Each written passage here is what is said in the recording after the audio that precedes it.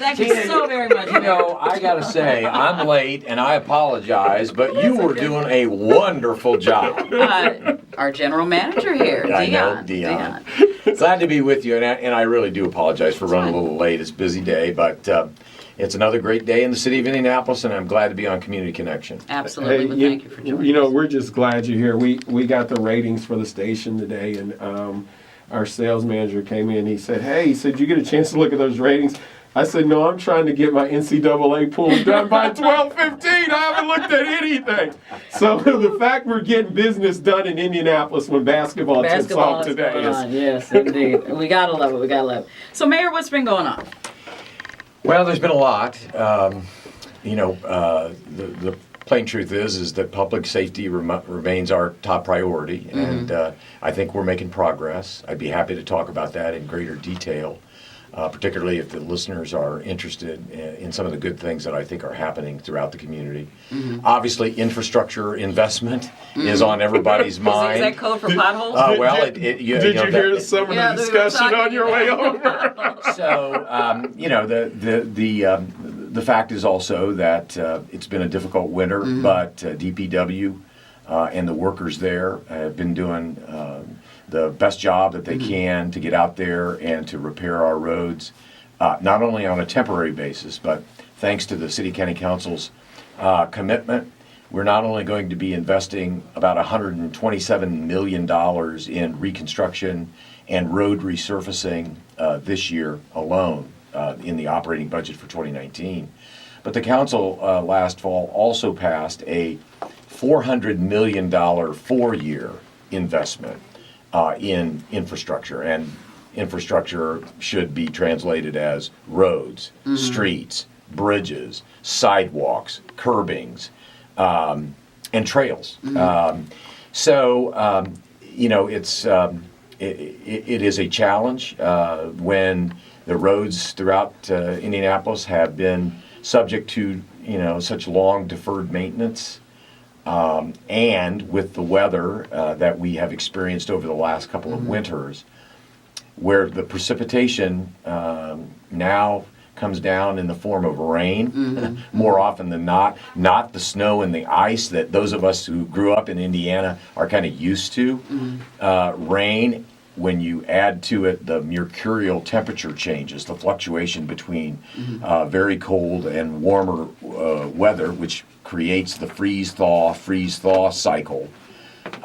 It just has been a difficult couple of winters, but help is not only on the way as we speak. We've got crews out there strip patching many areas of the city this very afternoon, and I hope that we'll be able to repair the roads effectively and as quickly as possible. It's an amazing hot button issue, especially the potholes. In fact, your opponent in the upcoming election has hit you very hard, accusing you of financial mismanagement regarding the money allocated for the repair and prevention of potholes, saying that the city has adopted a reactionary stance as opposed to a proactionary stance. Your position? Well, I think it's fair to say that we have been as proactive as resources allow, and that's why I'm pleased that in 2019 the operating budget for the city was passed unanimously by the City County Council, which includes the $127 million for road reconstruction and resurfacing. But what I'm most proud of is the fact that there was not a single vote against that budget. Both Republicans and Democrats came together to pass it. And it is also true that the $400 million 4-year program was passed unanimously by the council. So what you have at the city level are the Republicans and the Democrats coming together on a topic that is very important to the people of the city of Indianapolis.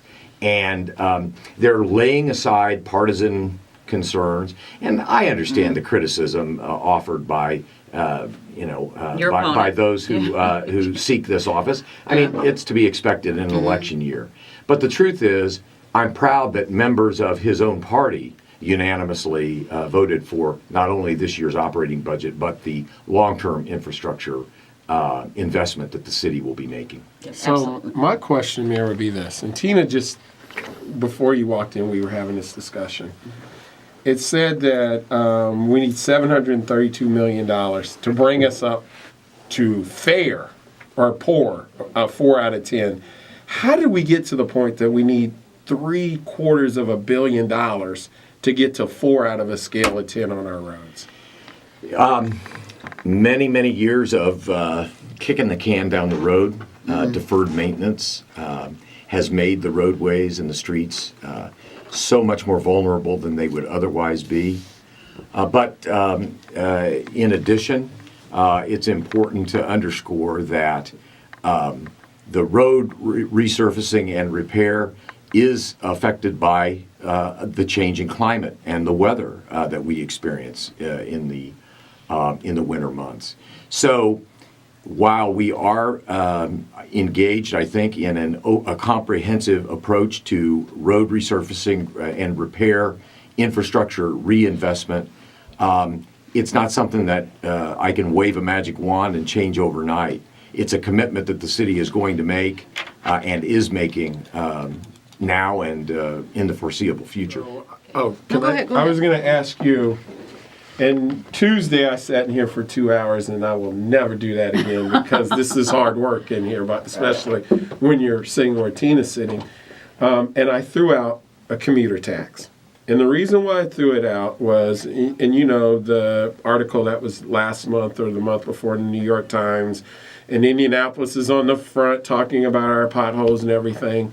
And then there was an article that said that 141,000 people commute into the city of Indianapolis every day.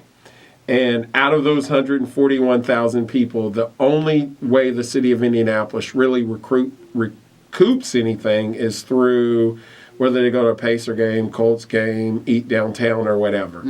And Tina and I were just talking about this. How does the city, because I truly feel like that is part of the problem here.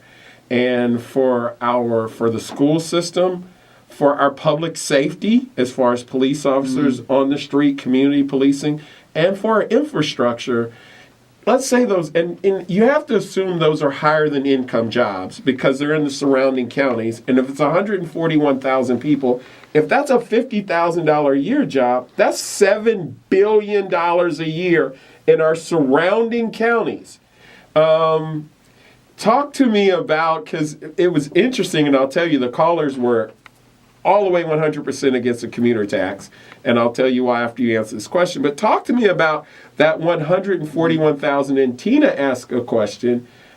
What percent is that 141,000 of our total workforce that are in Indianapolis every day working? Well, let me just start at the beginning. It's important for all your listeners to appreciate what you've just pointed out, Deon. Historically, in Indiana, the local income tax that we pay does not necessarily find its way to the county where the income is derived. Rather, it goes to the county where one resides, which is literally the nature of the issue. So if you have 140,000 people living outside of Marion County, but they're deriving their income in its entirety in Marion County, all of those local income taxes that particular wage earner is paying is none of it's staying in Marion County. It's all going back to the county of residence. And that's just historically the way our local system of income taxation has been in the state of Indiana. And so we do lose an incredible amount of what would otherwise be local revenue stream to the contiguous counties.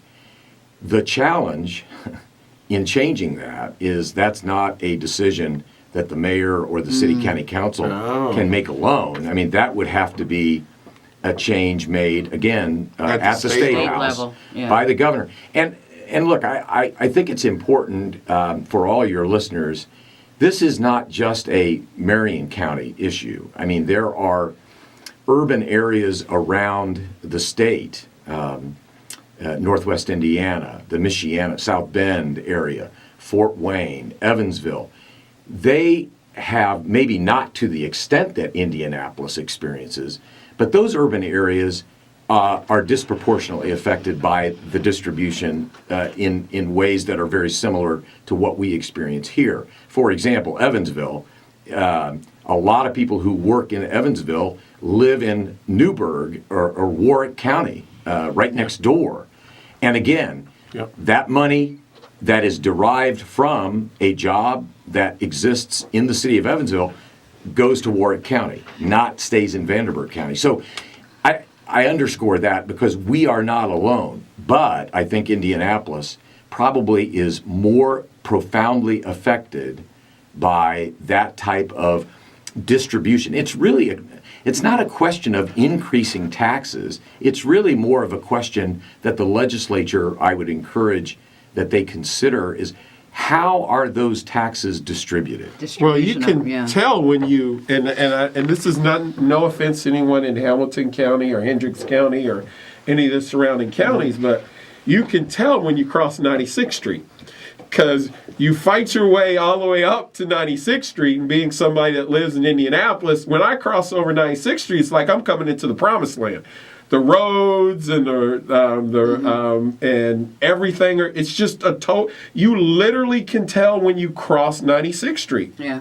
We have conversations all the time, and I hope that they are more productive than they perhaps have been in the past. Conversations with my colleagues who are mayors of cities in our contiguous counties, and they understand the nature of the issue. But well, why are they going to give that income away? Yeah, if you live in Hamilton County, or if you happen to live in Hancock County or Johnson County, who in the Indiana General Assembly who represents those areas is going to support a different distribution? I'm not giving them. I mean, I got the money. Why am I going to give it back to you? Yeah. So it's kind of a self-perpetuating challenge that the urban areas of our state face, and Indianapolis probably to a much greater degree than any other urban area. So here's the second part of the question, and I'm to Tina. The second part of the question is,